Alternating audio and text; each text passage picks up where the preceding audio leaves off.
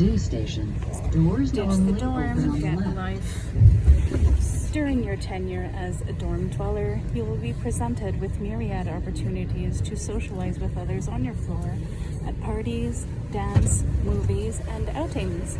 All these activities are fun, a great way to meet the other people you live with, and a perfect opportunity to relax after a busy week filled with tests and papers.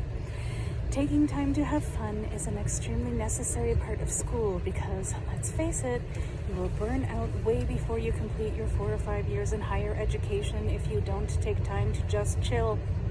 Having said that, another vital and rewarding aspect of college life extends beyond the confines of the dormitory. The next stop Get is involved with Ridgeland something, Memorial neither on Station. campus or beyond. Picking up stairs, and Geist. Johanna Korablatt, Harvard University. When I walked into the newsroom of the Harvard Crimson the first day of my freshman year, I noticed instructions on how to open a document for a news story taped prominently on the wall. But after I saw a cute sophomore boy sitting at the desk across from mine, I pretended not to see the directions and sweetly solicited his help. It was like that scene in Mean Girls when Katie claims to be bad at math in order to convince Aaron, the charming senior, to tutor her. I didn't play dumb for long though. News editors quickly sent me to interview students around campus for a story on e-registration, a new feature, pretty standard these days, that allowed us to sign up for classes online. Ridgeland Memorial Halfway Station. through writing my Doors article normally back in the open on the newsroom, left. I glanced up at the clock and realized I had missed dinner. Luckily, aforementioned cute sophomore had also lost track of the time. He asked me out to a burrito place across the street, and so began my years-long romance with my college boyfriend, and that same night, my relationship with Harvard's daily newspaper. I'm definitely not the only Crimson editor guilty of what they call crimcest. You'd be amazed how good even the nerdiest Harvard boy looks when you're stuck laying out the paper together at 4 a.m. While the Crimson can certainly spice up your love life, another big perk of working on the newspaper for me was the friends. I met 2 of my current roommates at the Crimson during the first week of our freshman year, and we've spent many a late night together in the newsroom since. One is now an executive editor like me, and the other, who writes a bi-weekly column, is now Harvard's Ann Coulter, although she notes that she's not insane or anti-Semitic, only conservative and blonde. I remember how the 3 of us idolized the senior girls on the Crimson when we were freshmen, and it's funny seeing younger girls look up to us like that now. Friendships really cross class years at organizations like the Crimson, and the girls who have graduated still keep in touch with us, offering advice on everything from boys to careers. Whether it's your own pleasure or to enhance your resume, making an effort to venture beyond the dorm can enhance both your outlook on life and your curriculum vitae (CV). Figuring out how to get involved in a student organization can seem daunting at first. Fear not.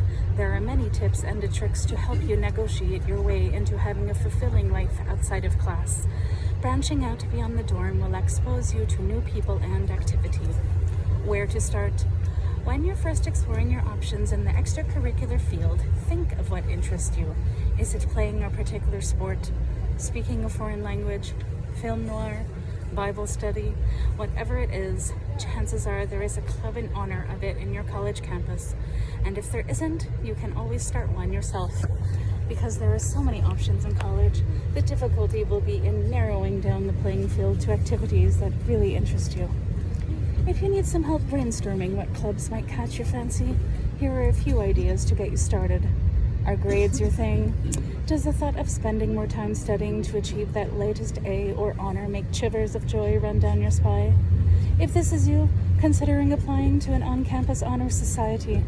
Many departments have their own honor society, or there can be one for an entire class, such as Phi Eta Sigma, the honor society that academically inclined freshmen can join at the University of Washington, UW, after achieving a specific GPA and the required community service hours. The benefits of honor society membership are twofold. 1, let's face it, they look great on a resume. It shows that you aim high, achieve the goals you set, and are intelligent and disciplined. Second, your honor society peers are great study partners, and the element of positive peer pressure can further your academic ambition. Third, you may be required to devote time to community service and projects that are for good cause, which can get you out into the world and make you feel great about yourself. Do you have a deep-seated desire to dive for a frisbee while others give chase and a tug at your jersey? Or does soccer sound like the perfect way to bond with your fellow man or woman? If the answer is yes, it sounds like an intramural sports team or league is the way to go. These teams range from all-out competitions where players vie for titles and trophies to weekend bowling leagues where teams compete for beers and bragging rights. You'll be able to find the level of play you're looking for, and if not, put up some flyers and start a team. Do you dream in different languages? Fantasize about traveling to foreign land? Indulge your inner wanderlust without having to pony up for a pesky passport? Foreign language clubs and language exchange programs are a great way to get immersed in a new language, brush up on skills carried over from your high school French class, and even help an exchange student practice his or her English. Use Chic Tip.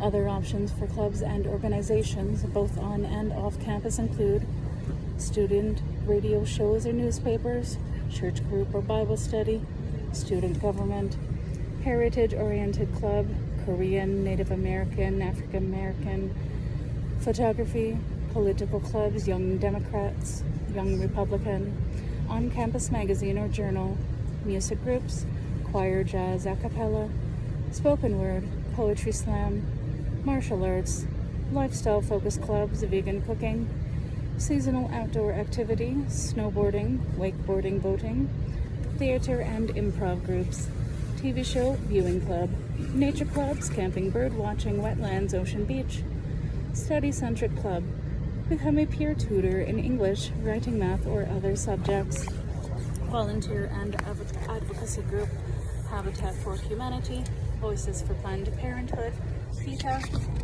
dance, swing bathroom, mentorship club, meeting with upperclassmen to talk and get their feedback and advice on the college experience, off campus, volunteer as a docent at a museum or art gallery, serve as a mentor in a local chapter of the Boys and Girls Club, join a professional networking group based on your study area. For instance, communications or public relations majors can join the Public Relations Student Society of America. Many of these professional organizations require membership fees, but other lower membership rates for college students. The commitment. Wherever you think your passion lays, it's important to ask yourself if it's something that you are indeed passionate about and interested in. These are things you will tell others you are passionate about because they sound noble, volunteering to help children in third world countries, for example. And then there are the things you truly love to do. Make sure that you don't neglect getting involved in something that goes into that truly love to do category.